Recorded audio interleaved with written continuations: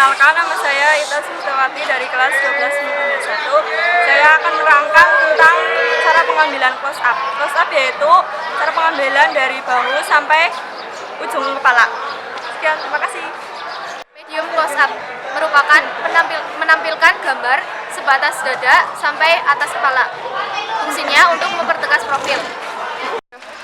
Close up yaitu pengambilan gambar dari dagu sampai ujung kepala, berfungsi untuk menonjolkan ekspresi yang dikeluarkan oleh objek.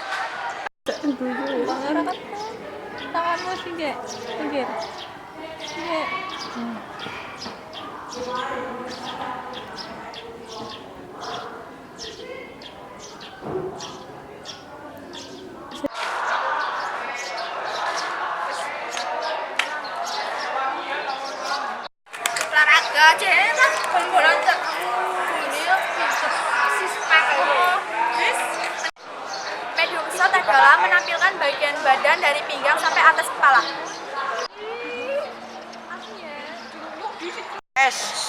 Kok aku kayak Pak? Berisik. Ulangi.